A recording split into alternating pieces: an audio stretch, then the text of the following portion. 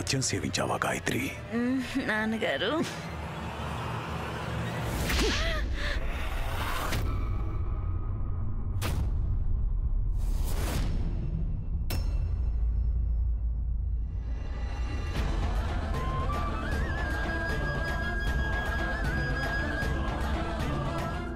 ఈ లోకంలో ప్రతి ఒక్కరూ చెప్పేవారు నాతో, మీ అమ్మాయికి అంత స్వేచ్ఛనివ్వద్దు అని. నేను వాళ్లనే తప్పు పడుతూ వచ్చాను. కానీ ఈరోజు వాళ్ళన్నదే నిజమని నువ్వు రుజువు చేశావు గాయత్రి. ఇదంతా నా తప్పే.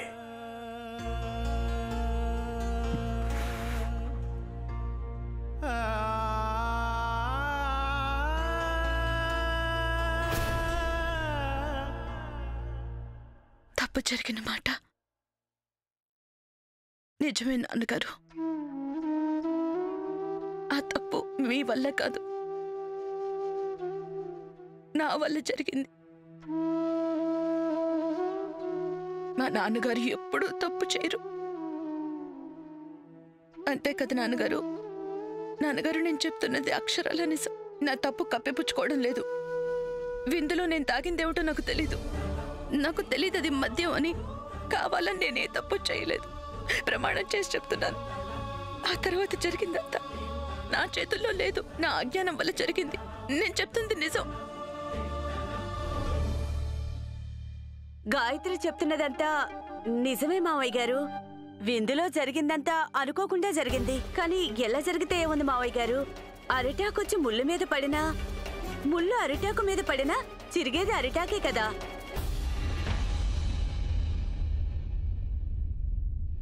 మన గాయత్రి బాగా తెలివైందే. కానీ పాపం తను చిన్నపిల్ల కదా, అంత స్వేచ్ఛగా వదిలేస్తే పాపం మంచి చెడు విచక్షణ తనకెలా తెలుస్తుంది? మావయ్య గారు, మా కోసమన్నా గాయత్రిని క్షమించండి. ఇందులో మన తప్పు కూడా ఉంది.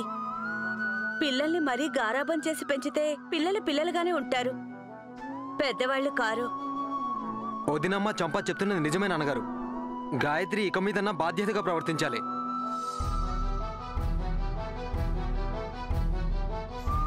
జరిగిందేదో జరిగిపోయింది. కానీ మా గాయత్రి స్వేచ్ఛకి మాత్రం ఏ ఆటంకం రాకూడదు. అలాంటి స్వేచ్ఛ వల్లే కదా ఇప్పుడు ఈ పరిస్థితి వచ్చింది. మన కుటుంబ గౌరవం మంట కలిసిపోయింది. ఇక మీదట గాయత్రి ఇంట్లోంచి కాలు బయటపెట్టడానికి వీల్లేదు.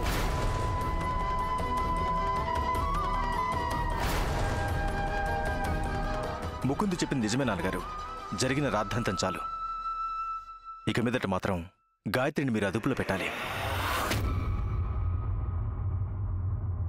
అయ్యయ్యో, ఇది వింటేనే నా కడుపు తరుక్కుపోతోంది. తల్లి తోడు. మావయ్య గారు, జరగరాందేదైనా జరిగితే మనం ఎవరికి మొహం చూపించుకునే పరిస్థితి ఉండదు. నువ్వు చెప్తుంది నిజం అక్క. కొన్నేళ్లకి లావణ్య పెరిగి పెద్దదైతే దానికోసం మనం సంబంధాలు చూస్తాం కదా. ఇంటి పరువు పోయాక సంబంధాలు ఎలా వస్తాయి?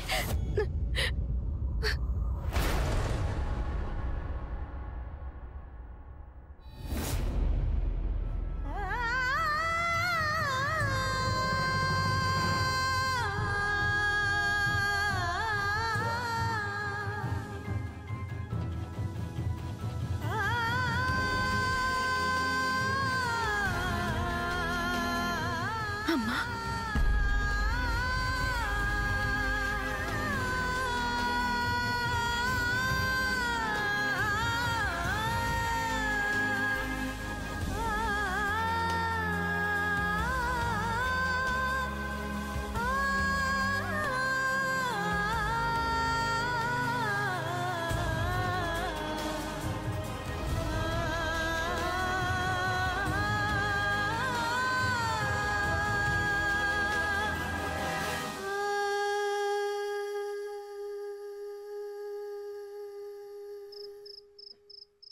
గౌరవనీయులు రాజమాత గారికి ప్రణామాలు. మా కుమార్తె రాకుమారి షర్మిల వివాహం మీ కుమారులు రాణా ఇంద్రవదంతో జరపాలని ఆశించాం. ఆమీర్ కోట్ రాజకుటుంబ సంస్కార పరిమళం గురించి మేమెంతగానో విన్నాం. కానీ రాణా గారికి తనకు జరిగిన సంభాషణ గురించి రాకుమారి షర్మిల మాకు వివరంగా చెప్పారు. అది విన్నాక మా అభిప్రాయాలన్నీ తారుమారయ్యాయి. బహుశా గంధపు చెట్టు కొమ్మలన్నింటికీ దాని సహజ పరిమళం ఉండదేమో.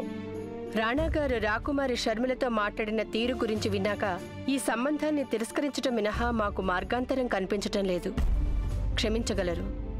ఇప్పుడు మన రాజకుటుంబాలు రెండూ ఒకటి కాలేవు. రాజా కిన్నోర్, జయసింహ. క్షమించండి రాజమాత. ఈ రాజపత్రాన్ని కిన్నోర్ రాజుగారు మీకిచ్చి వెళ్ళినప్పటినుంచి మీరు పదే పదే దాన్ని చదివించుకుని వింటున్నారు. మీ బాధంటో చెప్తారా? ఇతరుల వలన మన కలలు చెదిరితే మనం మన కళ్ళను మూసుకోవచ్చు. కానీ మన కళ్ళే ఆ కలల్ని కల్లలు చేస్తే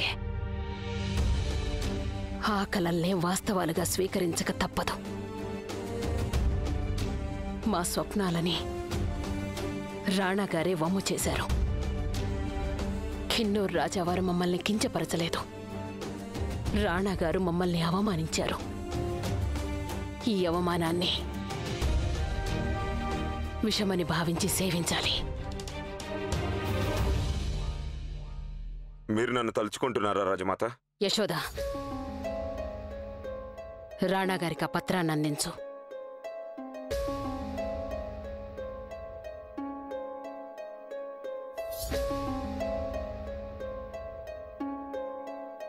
రాజావారు ఎంత బాధపడతారని మేము అస్సలు అనుకోలేదు. మీరింత రాజమాత, నేను సెలవు తీసుకుంటాను.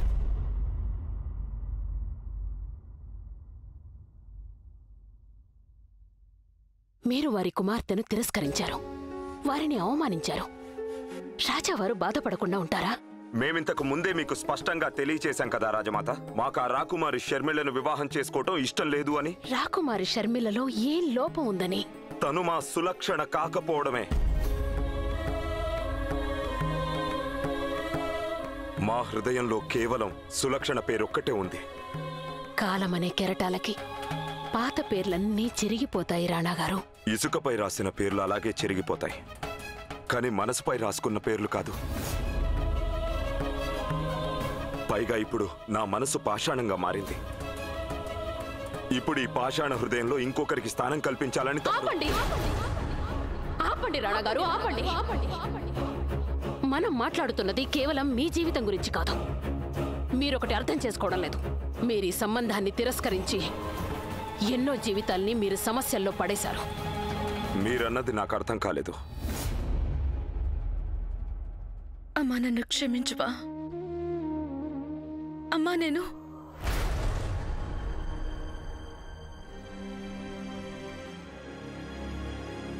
నువ్వు మా గాయత్రి అయ్యుంటే బహుశా క్షమించేదాన్నేమో.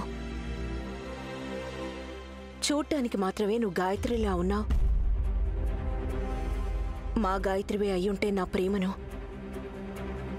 నా విశ్వాసాన్ని గాయపరిచేదానివి కాదు. అమ్మా, అలాంటిదేం లేదు. ఇప్పుడు మరో అబద్ధం చెప్పే ప్రయత్నం చేయకు గాయత్రి. ఇప్పుడు నిజం చెప్పు, నువ్వు ఈ మద్యపానం ఎప్పటి నుంచి మొదలుపెట్టావు? నీకు ఆ దురలవాటే లేకపోతే నువ్వు రాజ్మహల్లో మద్యం ఎందుకు తీసుకున్నట్టు? అమ్మా, నేను చెప్తున్నది నిజం. ఈ రోజు వరకు నేను మద్యాన్ని చూడలేదు. ఇప్పుడు నువ్వు చెప్పే మాటలేవి నాకు నమ్మాలి అనిపించడం లేదు. నా దగ్గర ఇంకెన్ని రహస్యాలు దాచావో ఆ భగవంతుడికే తెలియాలి.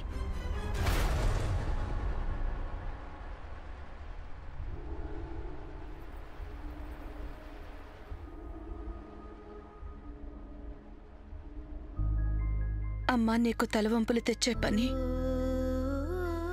నేనేదీ చెయ్యలేదు. అయినా ఒకటి చెప్పు, బిడ్డకి అమ్మ పోలికలే వస్తాయంటారు కదా. ఆ మంచి చెడుల గురించి నేను నీ ఒళ్ళోనే నేర్చుకున్నాను. అలాంటప్పుడు నేను ఇవన్నీ ఎలా చేస్తాను?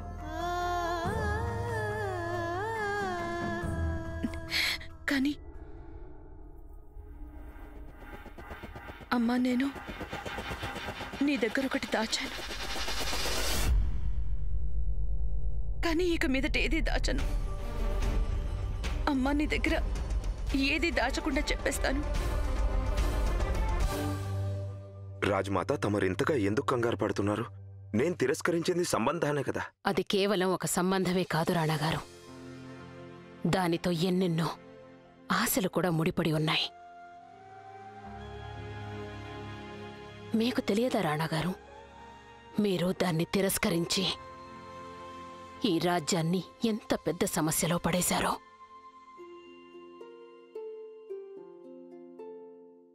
రండి. కమ్.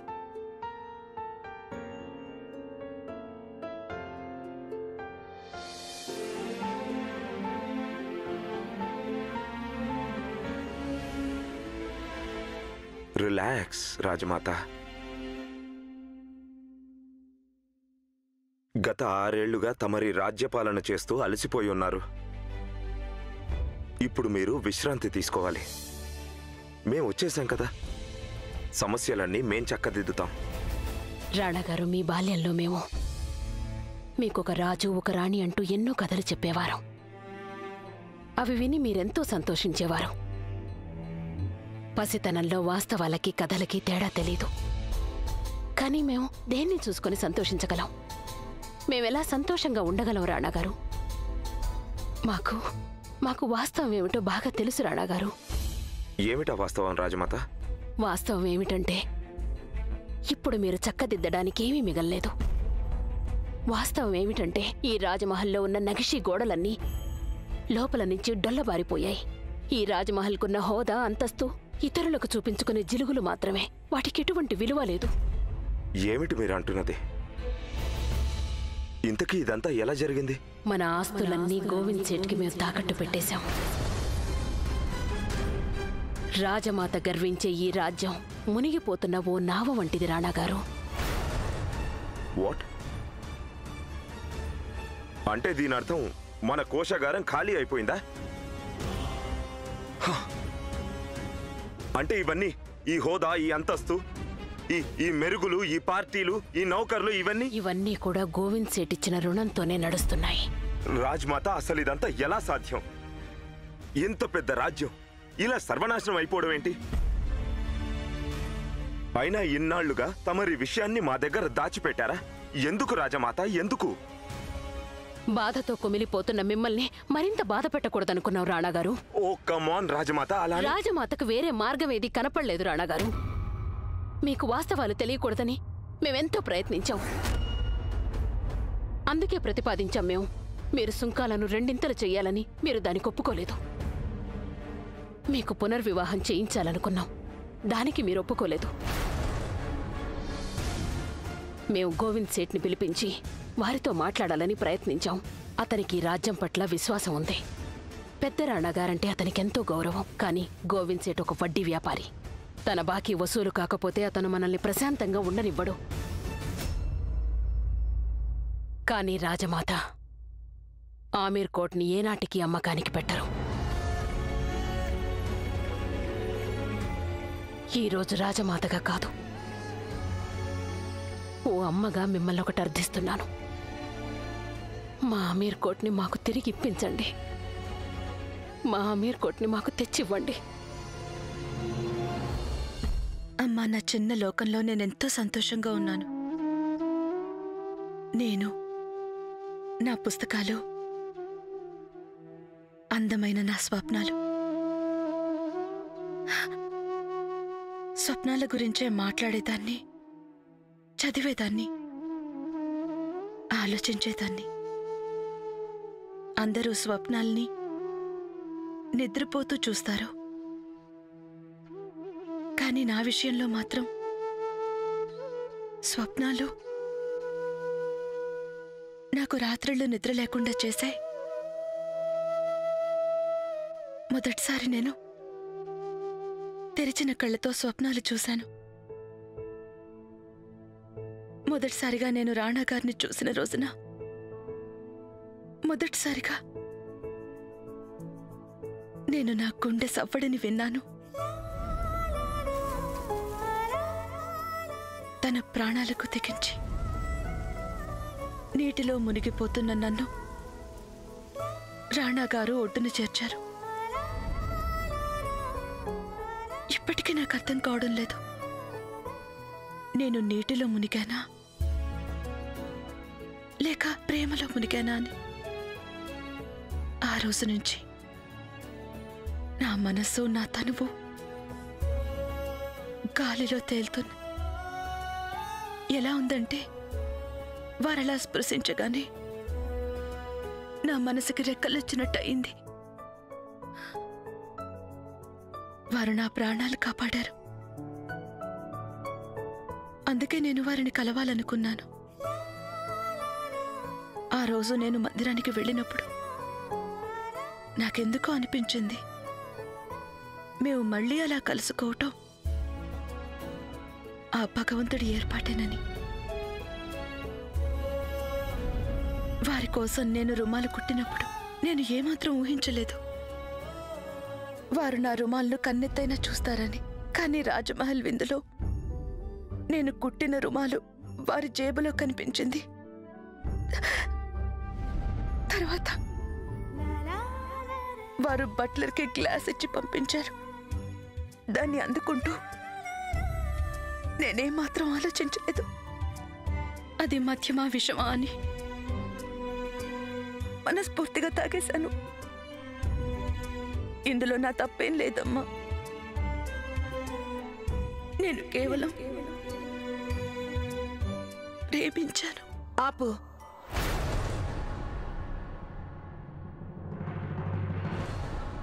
నీకు ప్రేమించే అధికారం ఉందని నీకెవరు చెప్పారు గాయత్రి? ఈ దేశంలోని అమ్మాయిలకి ఎవరికైనా సరే ప్రేమించే అధికారం ఉండదు. మన జాతకాలు, మన కళలు, వాటిపై కూడా మనకు అధికారం ఉండదు. మనం కార్చి కన్నీరు కూడా మన కోసం కాదు, వేరొకరు పడే బాధను చూసి మన కళ్ళు కన్నీరు కారుస్తాయి. ఒకసారి తండ్రి కోసం అయితే ఇంకోసారి భర్త కోసం. పిచ్చిదానా, మొదటి నుంచి నిజానికి నువ్వు నష్టజాతకురాలివే. ఇలా నిప్పుతో చెలగాటాలెందుకు నీకు? నీ ఒళ్ళో ఇప్పటికే నిప్పులు మూట కట్టుకున్నావు నువ్వు. ఆ నిప్పుల వల్ల నువ్వు మాడి మస్సైపోతావు. ఇప్పుడు విను, ఇక మీదట ఈ మాటలు నీ నోటి వెంట వినిపించడానికి వీల్లేదు. నా ముందే కాదు, మీ నాన్నగారి ముందే కాదు, నీ మనసులో కూడా రాకూడదు. అభాగ్యులెవ్వరూ ఇలాంటి ఆశలు పెట్టుకోరు. మనసులోని స్వప్నాలని నీ కన్నీళ్లతో కడిగేసేయ్. ఈ రాత్రి ఎంత ఏడుస్తావో ఏడు, కానీ రేపు ఉదయానికి నీ మనసులో ఈ మాటలు జ్ఞాపకాలుగా కూడా మెదలకూడదు. అర్థమైందా?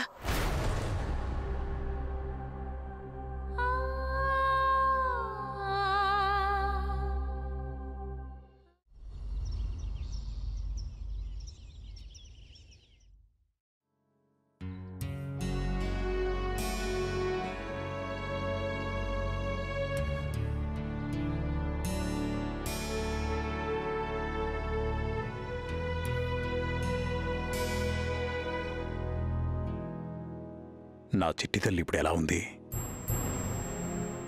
ప్రశాంతంగా కూర్చొని తనతో మాట్లాడాలనుకుంటున్నాను. ఇప్పుడు తనతో మాట్లాడాల్సిన అవసరం ఏం లేదు. మీరిన్నాళ్ళు అంత స్వేచ్ఛ ఇచ్చారు కదా, దానివల్ల జరిగిందే ఇది. గాల్లో ఎగరొచ్చని, స్వప్నాలు చూడొచ్చని తను అనుకుంటోంది. నిన్న మద్యం మొదటిసారి తాగుండొచ్చు, కానీ ఎన్నాళ్ళుగానో తను మైకంలో ఉంది. స్వప్నాల మైకం, స్వేచ్ఛ ఇచ్చిన మైకం. కానీ ఇప్పుడు మైకం దించాల్సిన సమయం వచ్చేసింది. చూడండి, తన జీవితంలో జరగరానిదేది జరగకూడదనుకుంటే మీరు తనకెలాగైనా పెళ్లి చేసేయండి. మీరు ప్రయత్నిస్తే దానికి మంచి సంబంధం దొరక్కపోదు. దమయంతి, గాయత్రి పెళ్లి గురించి నాకు బెంగగానే ఉంది. కానీ తగిన సంబంధం ఏదైనా మనకి దొరకాలి కదా. దానికి ఏ సంబంధం వచ్చినా సరే అదే తగిన సంబంధం అనుకోండి. ఏమిటి అర్థం పర్థం లేని మాటలు దమయంతి? మన చిట్టి తల్లిని దారిన పోయే దానయ్యకిచ్చి పెళ్లి చేయమంటావా? ఇది తన జీవితానికి సంబంధించిన విషయం. మీ అభిప్రాయం ఏంటి? గాయత్రి గురించి మీకే బెంగ ఉంటుందనా, నాకుండదనా? ఇప్పటిదాకా మీకు నచ్చినట్టే సాగింది, కానీ జరిగిందేంటి? మన పరువు బజార్న పడింది. ఇక మీదట కూడా మీ ఇష్ట ప్రకారమే జరగాలంటే అది ఇక్కడే ఉండిపోతుంది. దమయంతి, నా మీద ఒట్టేసి చెప్పండి, గాయత్రి సంబంధం విషయంలో మీరు నాకు అడ్డు చెప్పరని.